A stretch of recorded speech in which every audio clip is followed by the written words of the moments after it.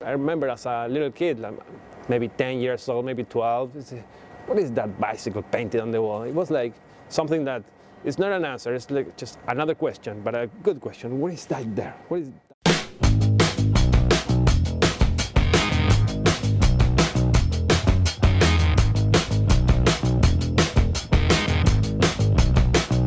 This week in Artist Power's video blog, we're in conversation with Dario Suarez, an active street artist, a longtime skateboarder, and founding member of Hollywood in Cambodia, which is a street art gallery and stencil collective in Buenos Aires, Argentina.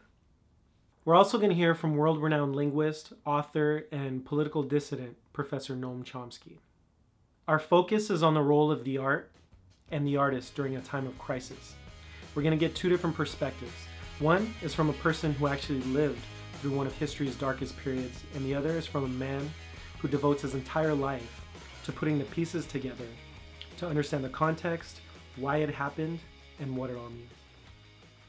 I was born on 75, and the dictatorship started on 76.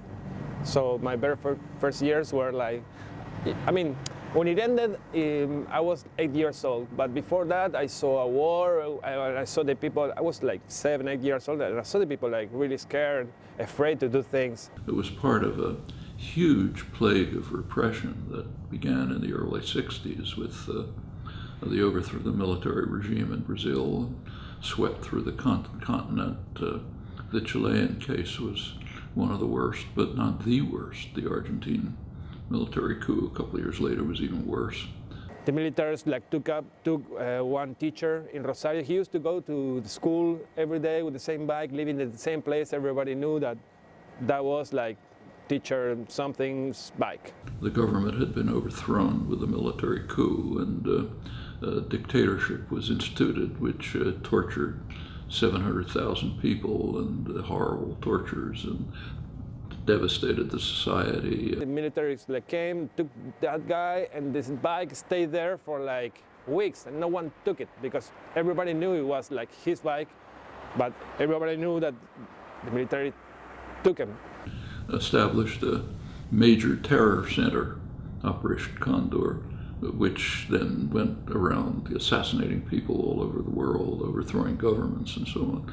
So it stayed there for like months until it disappeared. So a collective of artists started like, they made a huge stencil out of this bicycle silhouette, and they started to paint it all over the country.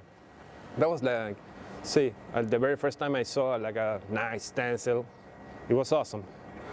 And that had a major effect, not just that, but the whole context on the arts in the South, in Latin America, for example. When you are in the middle of a crisis, you don't have like tools, or so you use your creativity to make up what you need or do something with less. You have to be creative. It's the best way, the only way. I'm going to end this blog with a quote from the prominent sociologist Dr. Charles Derber. I sent him an email a while back asking him the question, what is the role of the artist?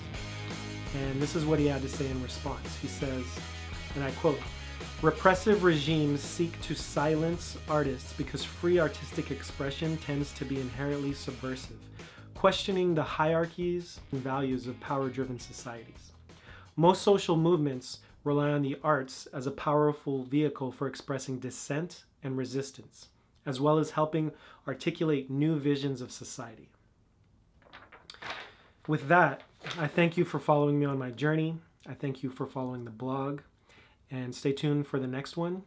And remember, art is a voice, art is a language, and art is definitely power.